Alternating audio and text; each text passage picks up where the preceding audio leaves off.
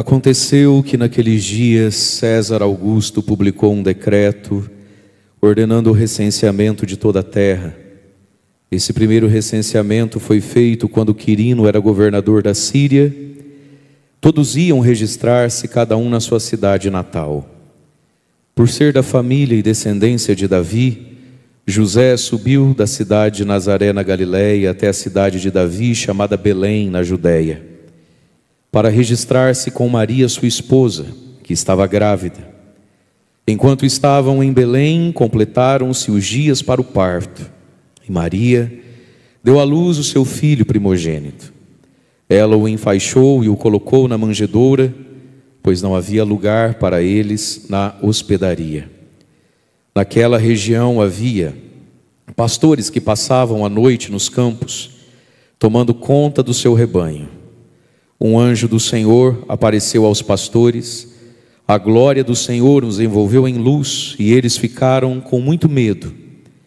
O anjo, porém, disse aos pastores: não tenhais medo, eu vos anuncio uma grande alegria que o será para todo o povo. Hoje na cidade de Davi nasceu para vós um Salvador, que é o Cristo Senhor. Isto vos servirá de sinal: encontrareis um recém-nascido envolvido em faixas e deitado numa manjedoura. E de repente, juntou-se ao anjo uma multidão da corte celeste, cantavam louvores a Deus, dizendo: glória a Deus no mais alto dos céus, e paz na terra aos homens por ele amados. Palavra da salvação. Glória a vós, Senhor.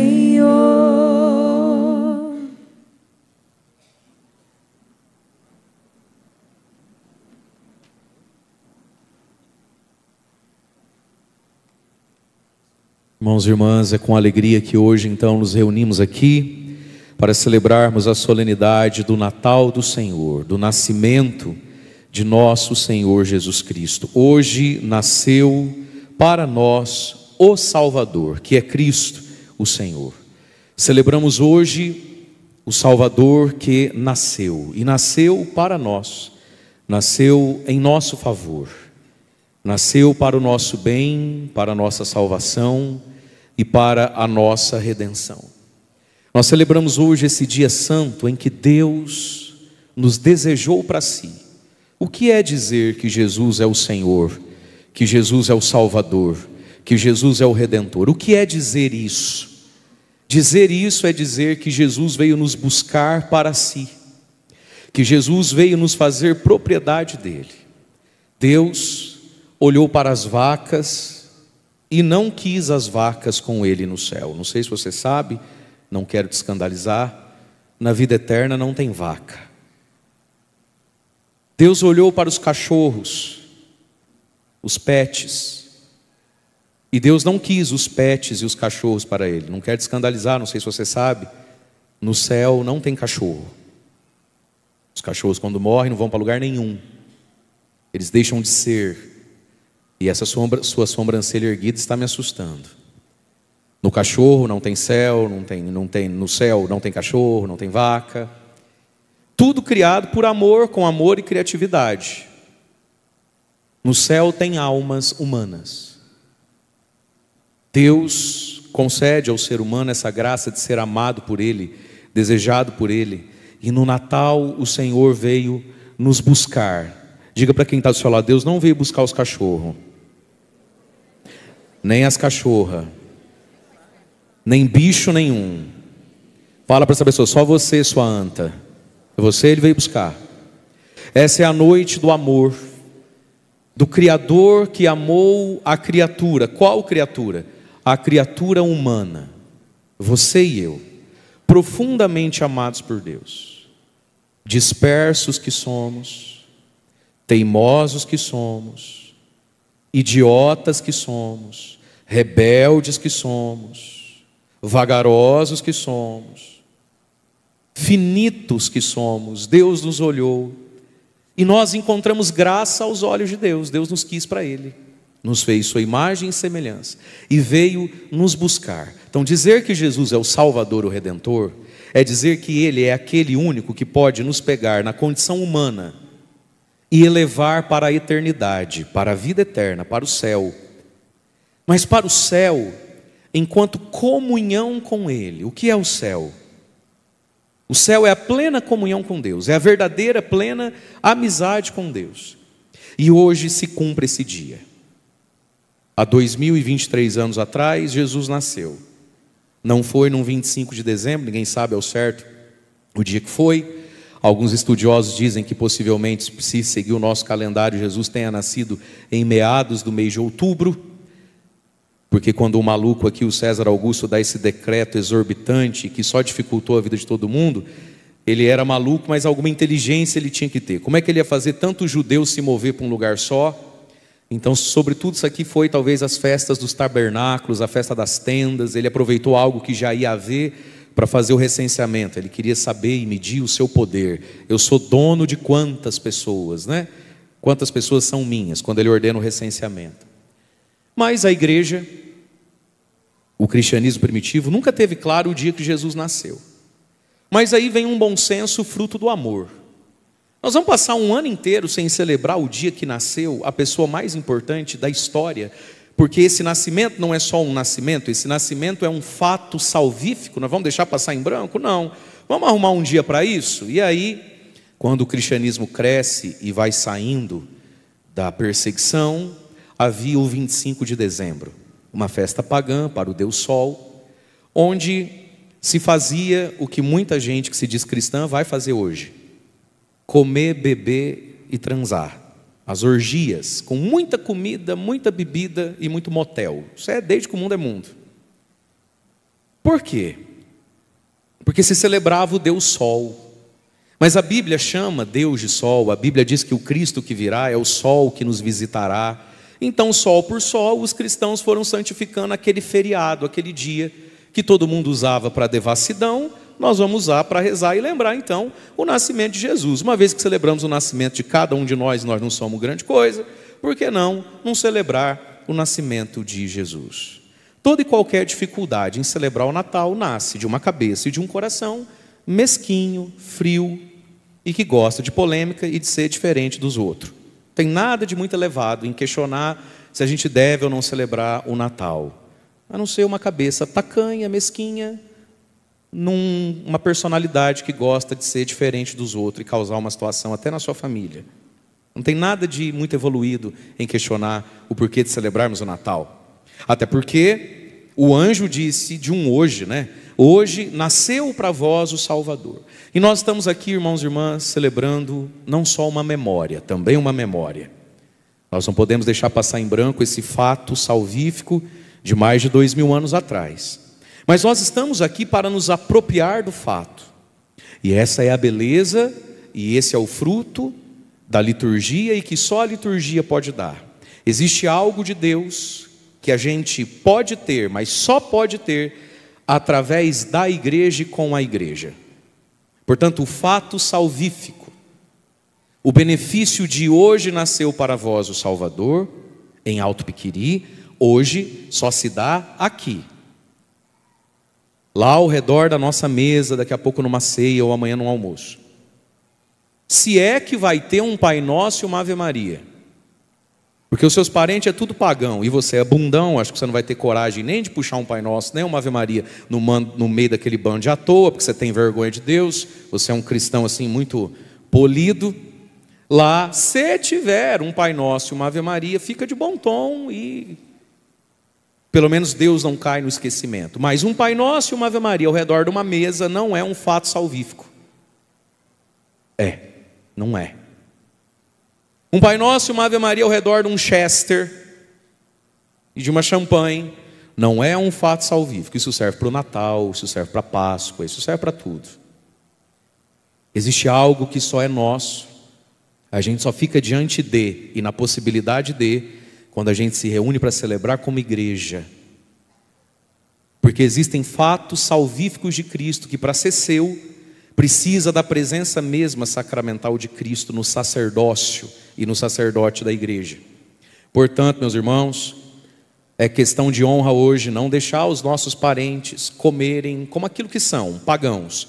Assim, por um senso de honra a Deus, que é o dono da festa, nós temos permissão hoje, à noite, amanhã no almoço, puxar um Pai Nosso e uma Ave Maria, sabendo que isso não é o fato salvífico desse hoje. Hoje nasceu para nós o Salvador. E o anjo disse: para vós nasceu o Salvador. Jesus veio ao mundo, se fez homem. E aí, o que é isso que celebramos? São Paulo, na sua super breve carta a Tito, é quase com um WhatsApp que ele mandou para Tito, disse assim: caríssimo, a graça de Deus se manifestou. A graça de Deus é Jesus.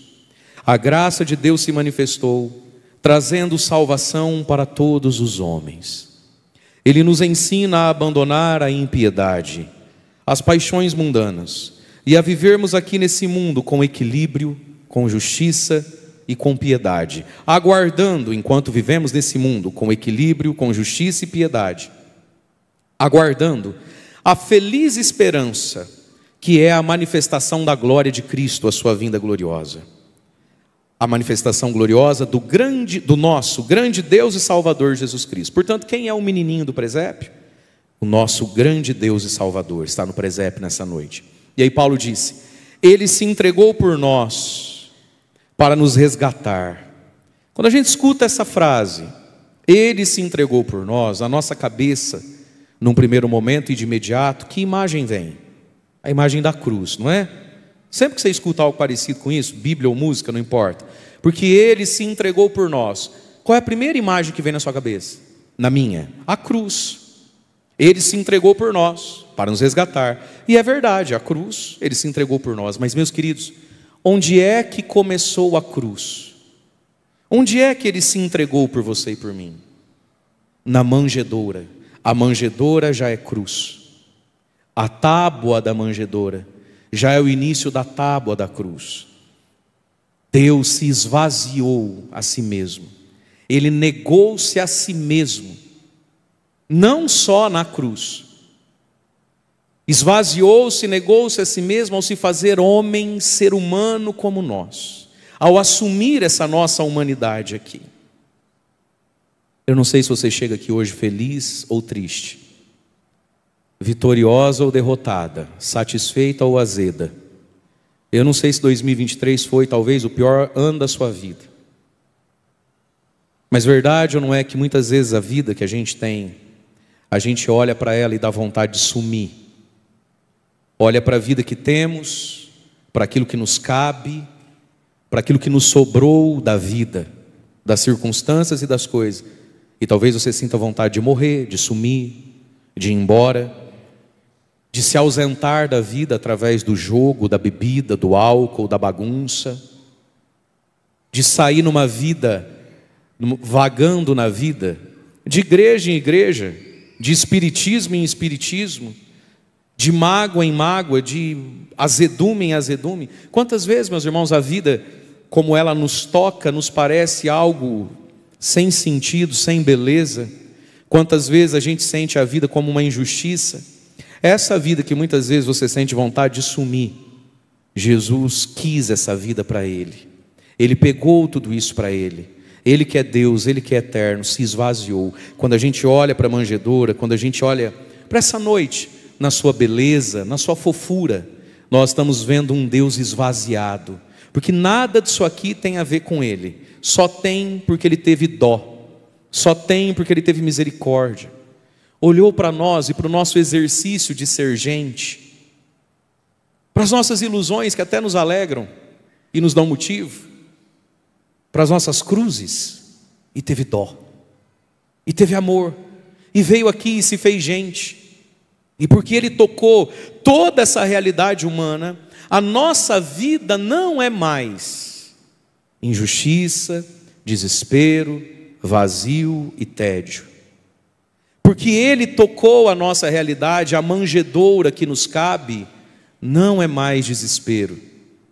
Porque Ele veio aqui, a vida humana agora é bela, valiosa, e não existe mais outro lugar para você ser feliz, encontrar a paz, ser amigo de Deus e se salvar, a não ser a vida que você tem do jeitinho que ela é. Porque tudo que o demônio quer é você e eu mergulhados no e se. E se eu não tivesse casado? E se eu não tivesse feito, não tivesse falado? E se eu tivesse escolhido morar lá e não morar aqui? E se? Essa é a frase que Satanás se deleita, o ser humano que diz e se. Porque Jesus nasceu e se entregou por nós, meus irmãos. Ele resgatou, Ele elevou, Ele trouxe para si toda a realidade humana. E por isso, você e eu não temos outro lugar para nos salvar, outro lugar para ser feliz, a não ser aqui, agora, do jeitinho que está. Acontece que aqui e agora, do jeitinho que está e que é, sem Jesus, é uma desgraça mesmo. É um tédio, é um peso, é um inferno.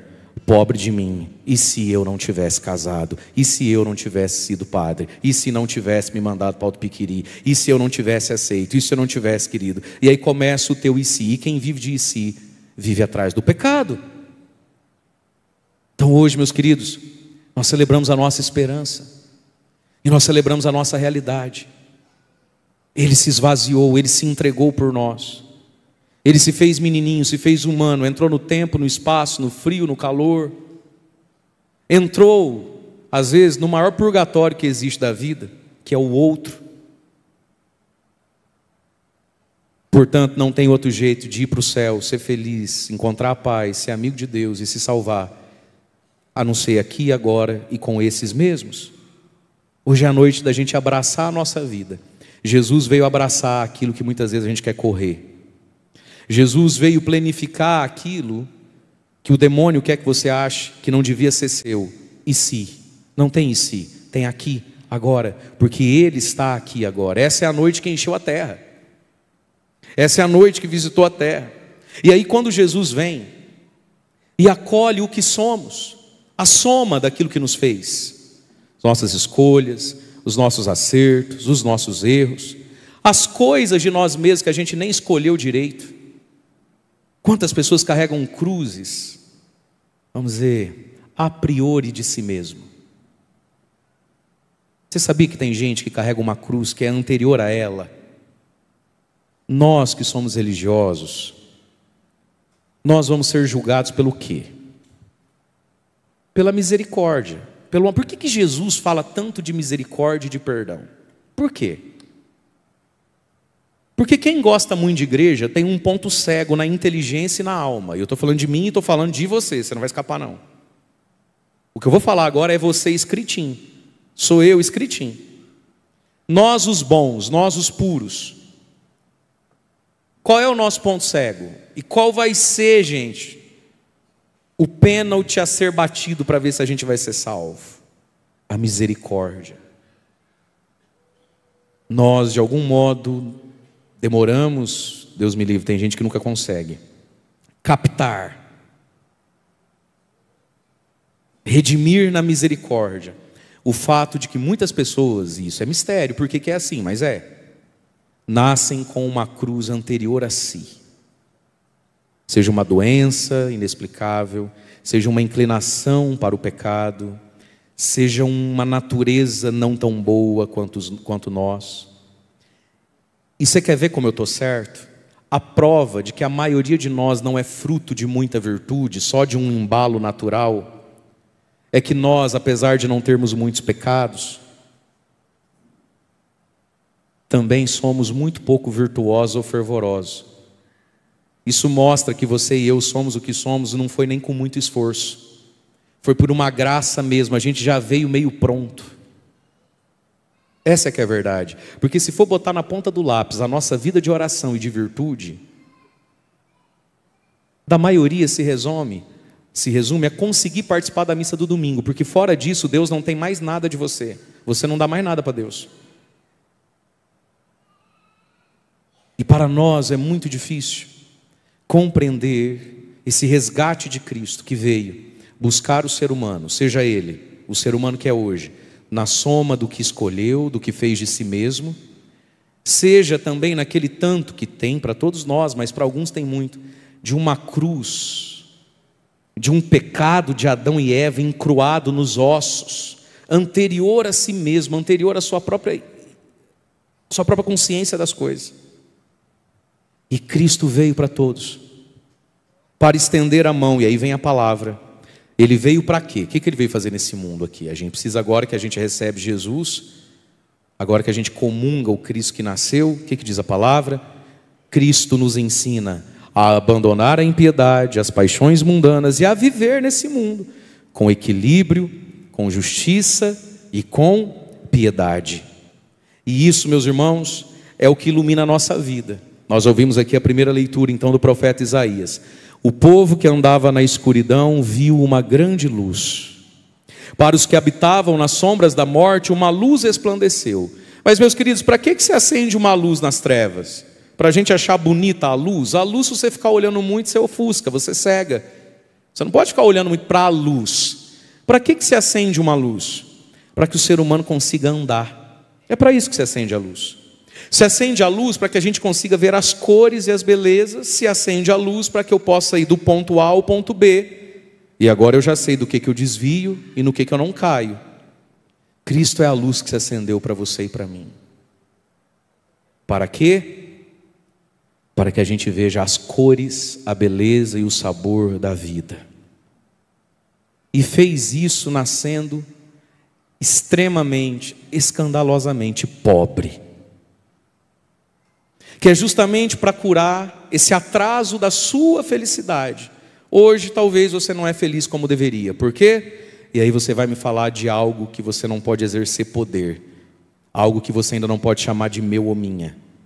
Seja um carro, seja uma casa, seja um peito avolumado de silicone, seja uma bochecha esticada de botox, seja uma casa no Porto Camargo, seja um filho, seja um título da sociedade, seja uma virtude que você ainda não pode chamar de minha, seja uma boa obra que ainda não é sua em você mesmo.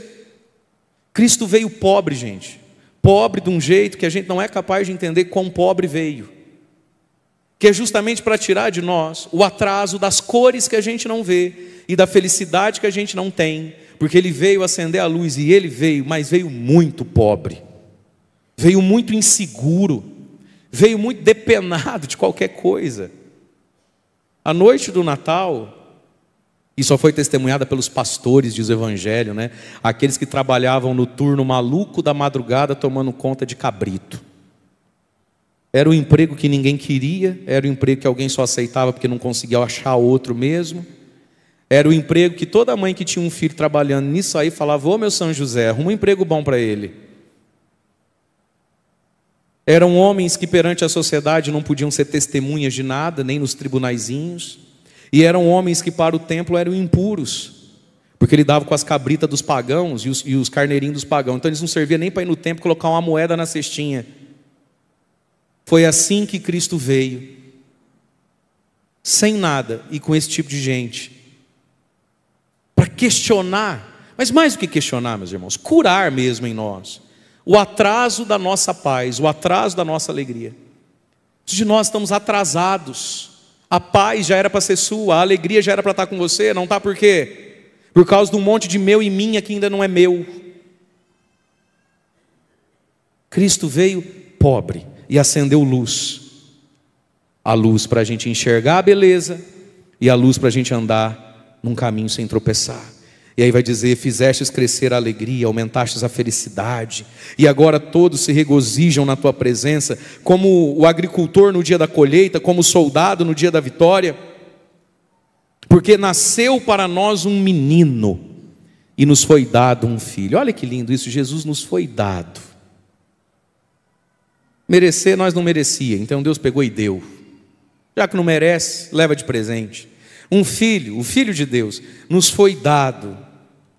E diz a palavra: e o seu nome é Conselheiro Admirável, Deus Forte, Pai dos tempos futuros, Príncipe da Paz. Esse é Jesus. Queridos, nasceu um rei. Se é rei, tem reino. Pergunta que eu quero fazer enquanto alguém me traz um copo d'água, e você vai falar para a pessoa que está do seu lado: está conseguindo continuar acordado mais um pouquinho? Ajuda essa pessoa, que metade de vocês já estão dormindo. Muito difícil rezar missa para velho, porque os novos já estão na marvadeza, ou foram na missa lá nas capelas para já estar na marvadeza.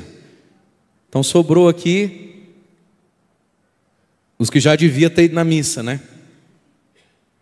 Acordou cedo, limpou casa, preparou ceia, está só o bagaço para o padre. Mas vamos lá.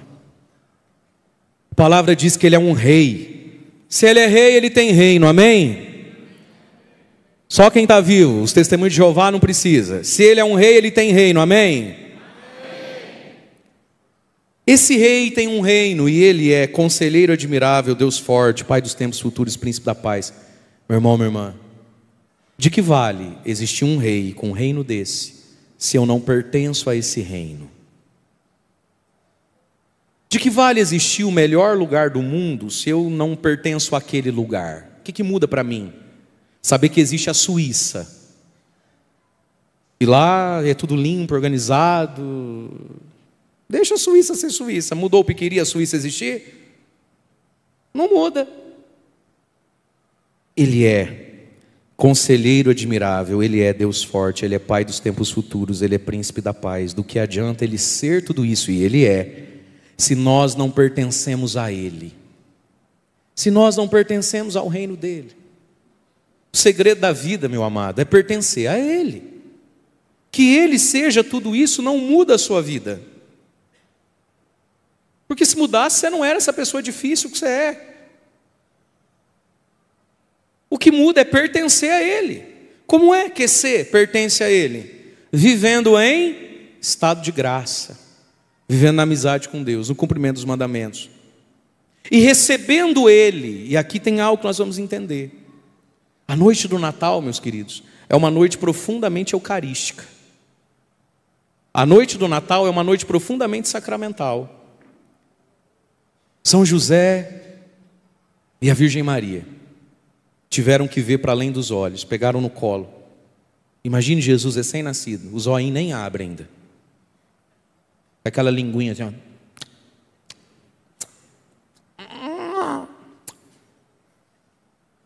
Aí tem que dar o peito. Imagine Jesus mamando.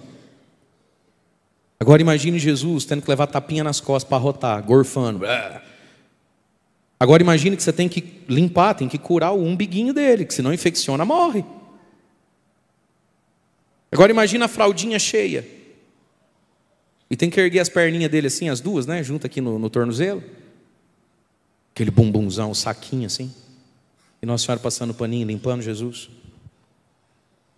E Nossa Senhora teve que fazer isso. E São José teve que organizar aquela noite e olhar para o nenezinho e ter um olhar de fé. Esse bebê é Deus. Deus está gorfado no meu colo, eu tenho que limpar ele. Imagine São José.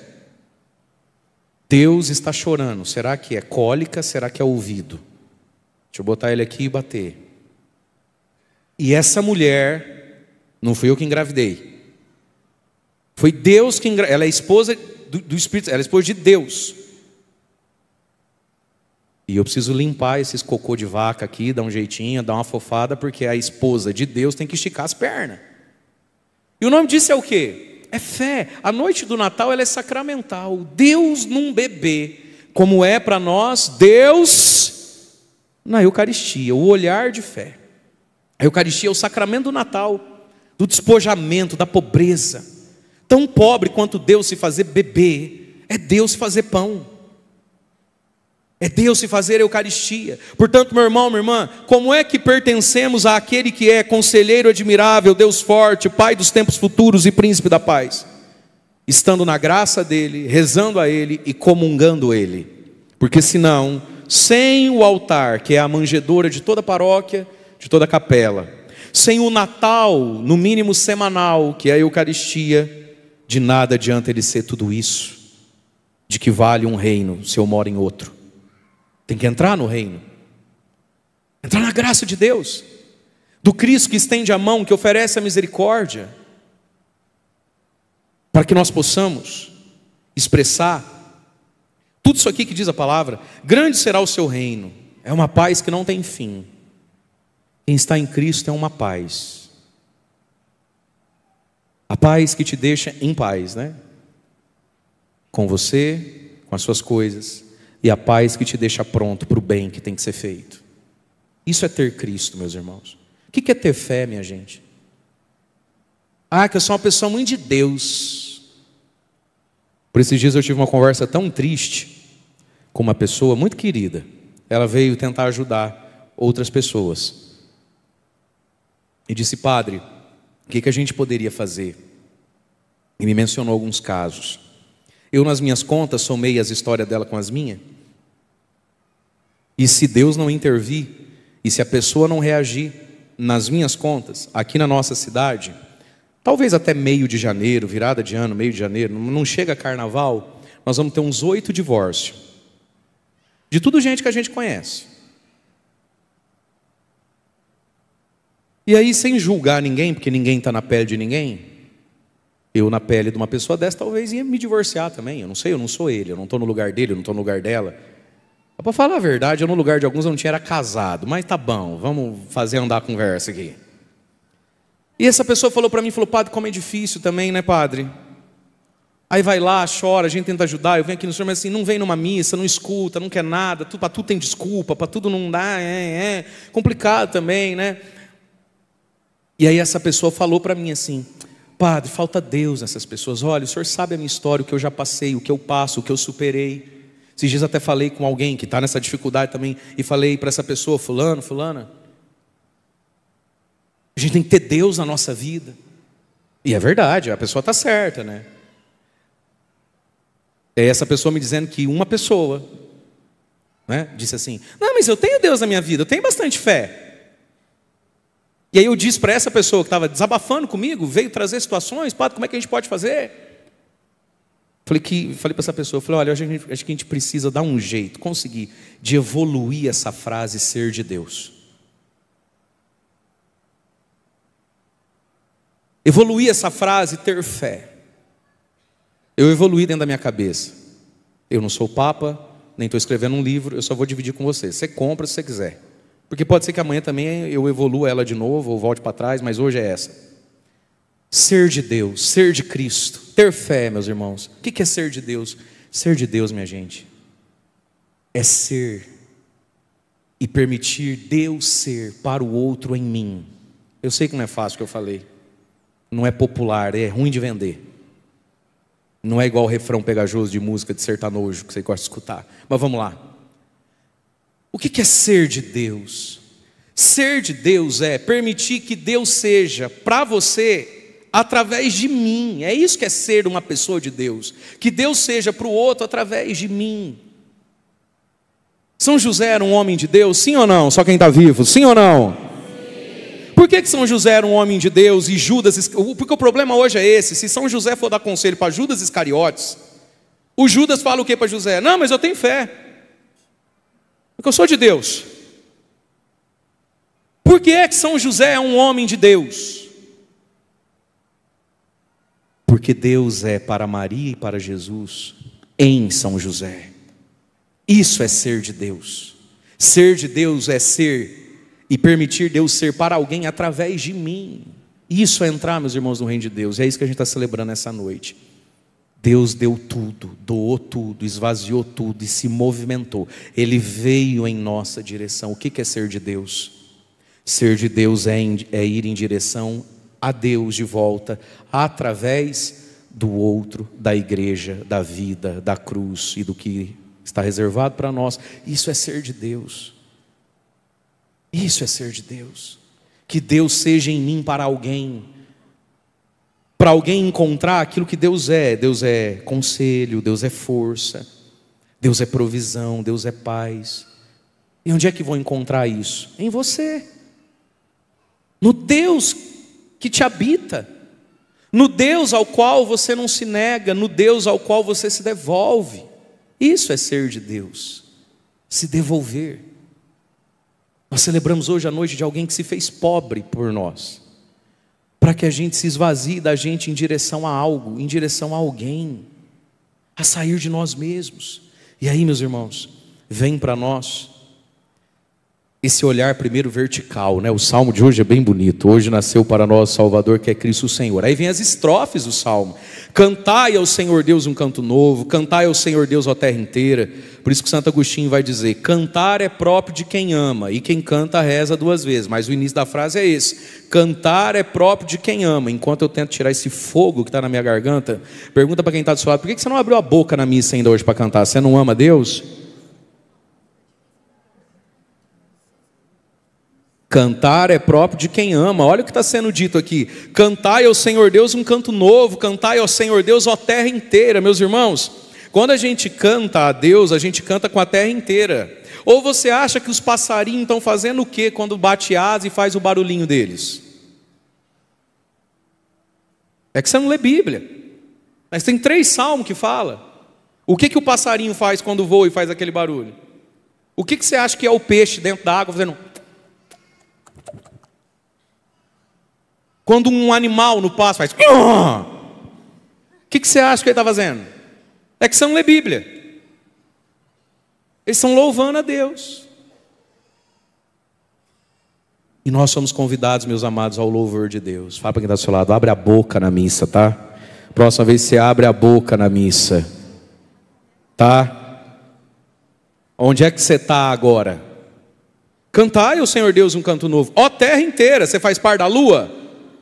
Ó terra inteira. Dia após dia anunciai sua salvação, manifestai a sua glória entre as nações, entre os povos seus prodígios. Nós nascemos para quê? Para manifestar a glória de Deus. Meu querido, minha querida, a sua vida deve ser muito chata. Meu Deus, ser você deve ser um atraso. Você até é correto, mas você não manifesta a glória de Deus. Esse é o triste. Porque o seu anjo da guarda me contou e nem precisava. De novo, que de você Deus não tem nada. Deus não tem nada que é seu para Ele. Nada, nada, nada. Não tem teu coração. Não tem teu afeto. Não tem.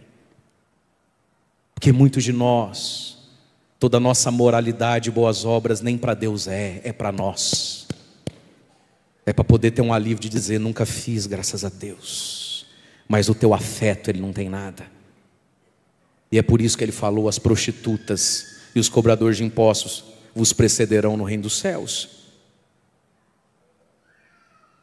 Porque muitos de nós, meus irmãos, corretos que somos, mas Deus não nos tem. Ele não consegue mudar uma vontade nossa. Ele não consegue mudar um sonho nosso. Ele não consegue ter um nada nosso, a não ser as nossas queixas, lamúrias e pedição. E ai dele, porque eu sou tão bom.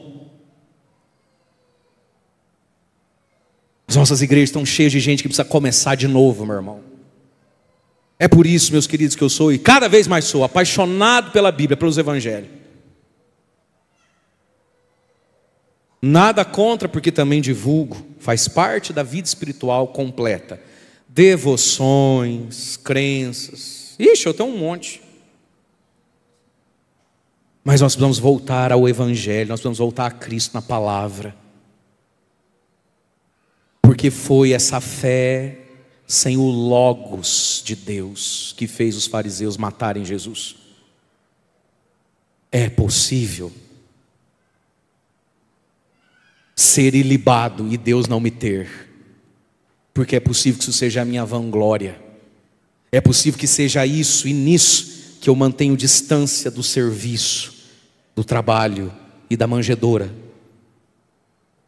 Em ser intocável e ter glória para contar. Dia após dia anunciar a sua salvação. Manifeste a sua glória entre as nações. Nós nascemos para manifestar a glória de Deus. Se a minha vida e a sua vida no que fazemos, no que somos, não suscita Deus, não traz a pergunta de Deus, não deixa Deus aparecer, ou não faz o outro dizer, nem que seja na sua simplicidade e, enfim, nossa, louvado seja Deus, nossa, Deus que abençoe. Se a nossa vida não provoca essas frasezinhas, ela está servindo para o quê? Deve ser muito chato levar essa vida que você leva. Deus o livre e guarde. Olha o que está dizendo o Salmo, nessa noite do Natal, de um Deus que veio ficar perto de você e de mim. Ei! Para de escrever uma história lambendo ferida, manifesta a glória de Deus. o céu se rejubile, aplauda o mar. Portanto, a próxima vez que você for na praia e você escutar aquele barulho de onda, é as ondas batendo palma para Deus, está na Bíblia que você não lê. Exultem as florestas e as matas, próxima vez que o galho fizer barulho e as folhas, é a árvore dando glória a Deus. Agora, como é que se faz isso? Sobremaneira, disse o Salmo, na presença do Senhor, pois Ele vem. O que a gente diz toda a missa? Vinde, Senhor Jesus, na presença do Senhor, sobretudo na presença do altar do Senhor, porque Ele vem, eita bexiga, e vem para julgar a terra inteira. Meus irmãos, a gente terminou o advento e celebramos hoje que aquele que há de vir veio, faz 2000 anos, veio menininho fofucho, cuti-cuti, oh Deus do céu, estendeu a mão para todo mundo. Mas celebramos também no Natal o juízo final, quando Ele vier de novo, não vai vir gorfando nem mamando, vai vir juiz e Senhor da história julgando. Fala assim comigo, aleluia, aleluia, é assim que Ele virá. E meus irmãos, a noite de hoje é para nós celebrarmos a visita de Deus. O Evangelho fala de uma noite onde Belém significa a casa do pão. Belém, como Maria e José, e como tantas pessoas, e a cidade toda de Belém, estava sendo tocada, atravessada por um poder humano. Disse ali o Evangelho então, César Augusto, imperador de então, resolveu fazer um decreto. E esse decreto, olha para o padre, o decreto de um homem, de um sujeito que acordou com uma vontade doida de fazer um recenseamento. E ele não está nem aí se está fazendo frio, se está fazendo calor, se vai ter mulher grávida, se tem velhinho que já não anda, ele não está preocupado com nada. E o César Augusto então estabelece um decreto. E então, muitas pessoas, José e Maria, foram atravessados no seu sonho, no seu merecimento, pelo poder de um ser humano alheio assim, um aleatório. E aí então vem um decreto, tem que ir se cadastrar, porque nesse cadastro vai receber tipo um documento que comprova que você é cidadão, que você tem os seus direitos. Você não pode ficar sem isso. Só que isso é lá na tua cidade de origem. E Maria está grávida, já estava sentindo que era por ali os dias. E aí tem que ir para Belém, por causa de José, vão para Belém. E aí quando chegam em Belém, o que eles concluem? Não vai dar tempo de voltar para Nazaré. Vai ser por aqui mesmo o parto do menino, o nascimento do menino. E, gente, você não consegue imaginar comigo tudo que Nossa Senhora e São Joaquim, Santana, os pais de Nossa Senhora, tinham preparado de enxovalzinho para o menino Jesus, sim ou não? Devia estar tudo tão lindo, gente. Eu fico imaginando Nossa Senhora, aqueles pés inchados, sentada só aqui tricotando, aquelas roupinhas, né? Minhocão, tem isso ainda? Aquela touquinha, aqueles popãozinhos, Nossa Senhora toda prendada fazendo, tudo no verde e branco, mas isso é outra história, para outro momento, né? Fazendo ali, tudo ali, me vem um César Augusto e atravessa o sonho dela, a boa vontade dela. Você acha que São José não tinha feito o quartinho mais lindo que tinha? A gente traduz a palavra lá grega hebraica tecton por São José, né, como marceneiro, mas tecton, de onde vem a palavra tecnologia. São José ele não era propriamente um marceneiro, ele era um artesão da madeira. Então São José fazia móveis, mas São José fazia esculturas, entalhes. Você imagina que berço Jesus não tinha já prontinho, o berço de Jesus? Devia ser uma coisa de outro mundo de lindo, hein? Já devia estar com a mosquiteira em cima. Aquele dia, ele fez de cedro, porque Davi foi morar num palácio de cedro. Não foi a primeira leitura da missa de ontem que você prestou atenção direitinho? O rei Davi foi morar onde? Num palácio de cedro. Tem certeza que São José foi lá, cortou um cedro, fez um berço de cedro. Fez, sim, tá rindo? Foi. Aquela poltrona do vovô que balanga. né? Para Nossa Senhora dar de mamar, aliviar as costas à noite, ficar batendo, para Jesus dormir, tudo prontinho. E vem um César Augusto e atravessa tudo. Vem uma notícia que diz, tem que recensear. E uma notícia, desprogramou, injustiçou uma casa, uma família, não só uma, várias. Mas aí então diz o Evangelho, meus irmãos, que eles estão em Belém, a casa do pão, e não havia lugar para eles, porque Belém dormia. Belém dormiu. E porque dormiu, só experimentou a dureza de César e não experimentou a alegria de Cristo. Cristo também visitou Belém, não foi só César que tocou Belém, Deus também tocou Belém, mas Belém dormia. Belém dormiu. E a noite mais alegre do mundo encontrou poucos homens acordados para ela. Homens que, verdade seja dita, também não queriam estar acordados. Você acha que os pastores de madrugada queriam estar lá trabalhando aquela hora? Queria nada. Não queria, não. Mas estavam acordados para experimentar algo de diferente e de maior do que César. Enquanto Belém dorme e não vê, dorme e não sente. E porque dorme, acorda mal, porque só conhece a dureza de César, a injustiça de César, a intransigência de César, e não conhece a Deus, porque na hora de conhecer a Deus, dormiu. E aqueles homens, que verdade seja dita, talvez quisessem estar dormindo também, mas por força maior também, estavam acordados. Acordados pela sua pobreza, acordados pela sua ignorância, acordados por já ter nascido o filho do seu Zé com a Dona Maria lá do fim da vila, que nunca podia dar nada para eles mesmo, era o que sobrou para eles. E aqui está, meus irmãos, as noites que nos acordam para Deus, para que a gente não fuja da manjedoura que nos cabe. Às vezes a vida pode parecer para uma pessoa feia, dura, repulsiva, como uma manjedoura. A manjedoura por si só não é bonita, é. Ninguém sonha com a manjedoura. Isso não é plano, isso não é opção, isso não é desejo.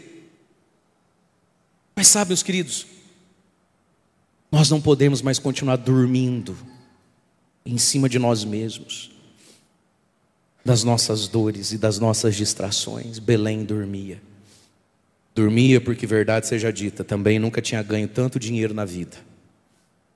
Ah, meu filho, se você fosse em Belém, você viu, não tinha vaga na pousada, não tinha vaga no hotel, se brincar não tinha combustível no posto, não tinha gelo.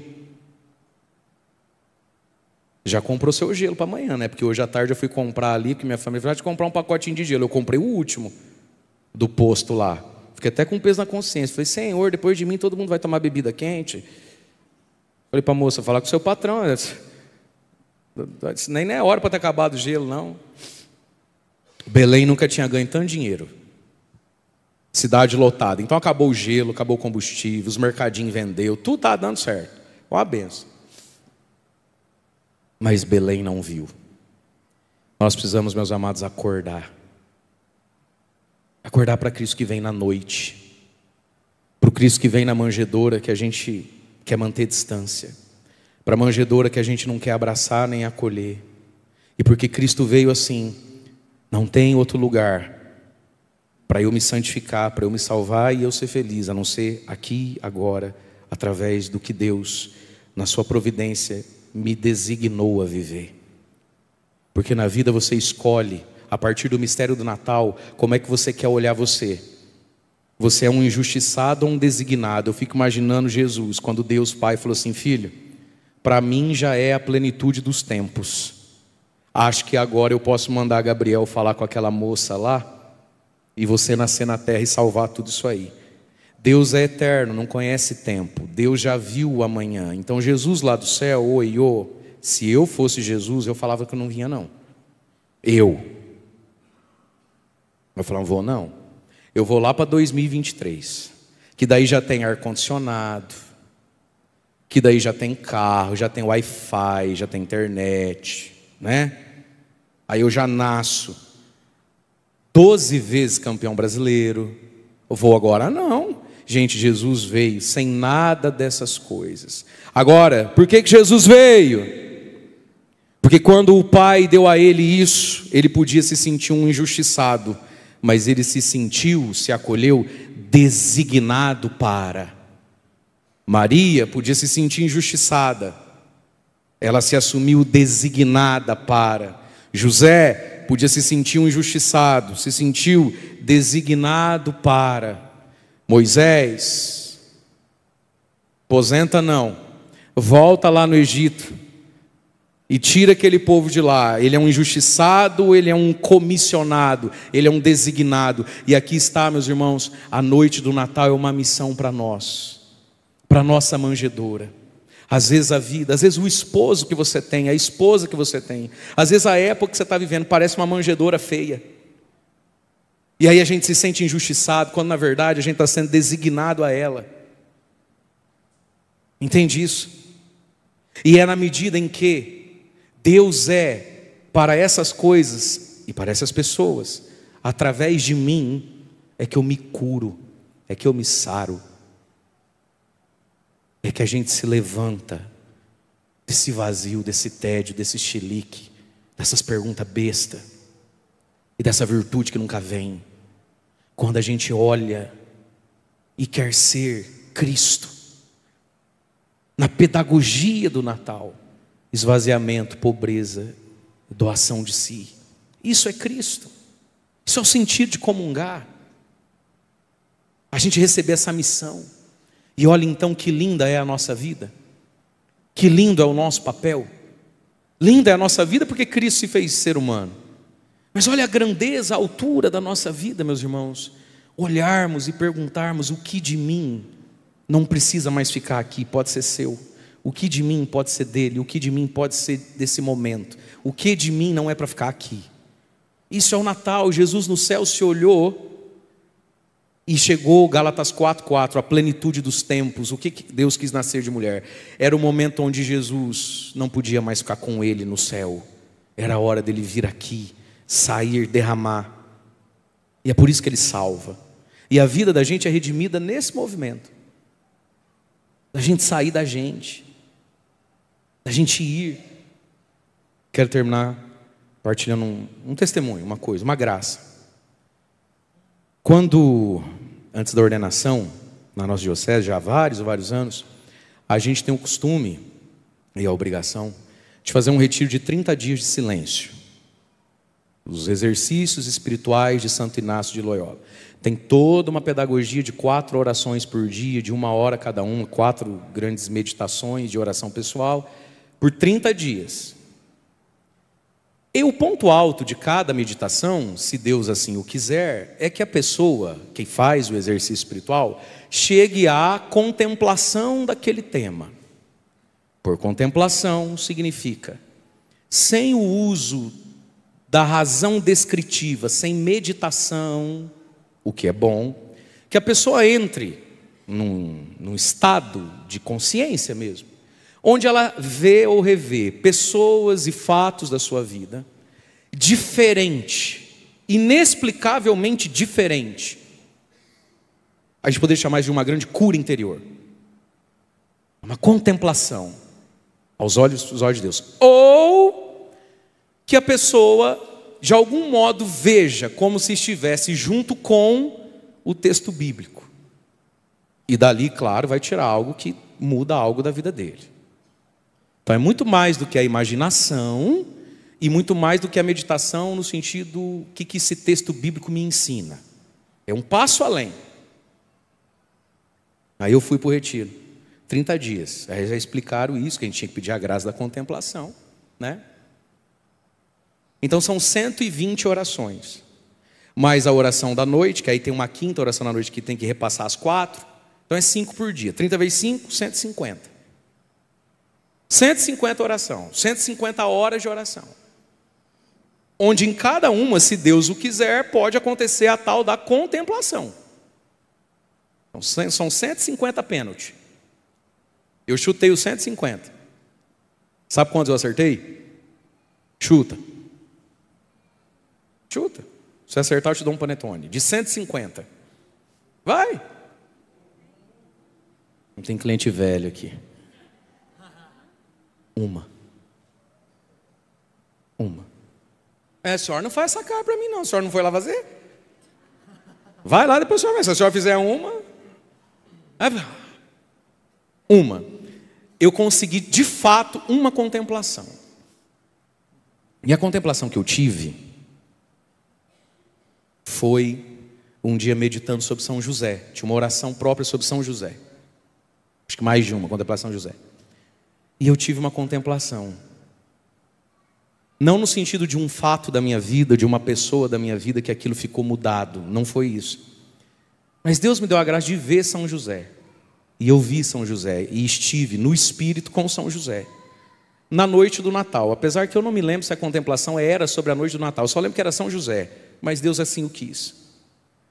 E eu me vi junto com São José. Eu só não vi o rosto dele.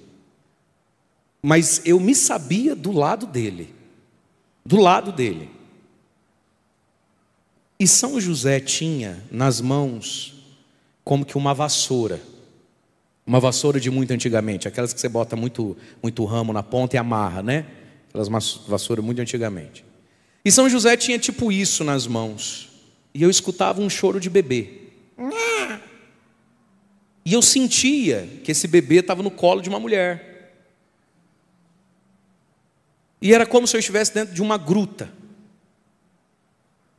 E eu via São José, e eu percebia no movimento de São José que ele varria, que ele pegava coisas do chão, e que ele arrastava um coxo com muito esforço, colocava no lugar, e ele se limpava de suor. E aí aquilo, na contemplação, na meditação, ia se enchendo de uma beleza, de uma glória, de um negócio, que não se explica, não tem como falar.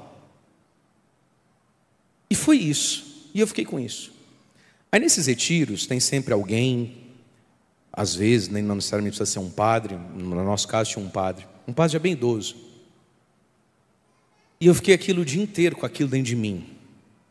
Aí no outro dia eu tinha que conversar com esse padre, a gente tinha 5 minutos para conversar. Dia sim, dia não, você tem 5 minutos para partilhar o que você rezou, contemplou ou não, meditou, entendeu, enfim. E eu fui contemplar isso. Partilhei isso com o padre. Ele olhou para mim e falou assim: meu filho, por que será que Deus te mostrou isso? Eu ainda não sei totalmente, fiquei até surpreso, mas enfim. Ele falou assim: será que isso não resume quem é Deus, o que Ele quer e o que Ele espera? Será que isso não é tudo que você crê, reza e busca? São José com uma vassoura.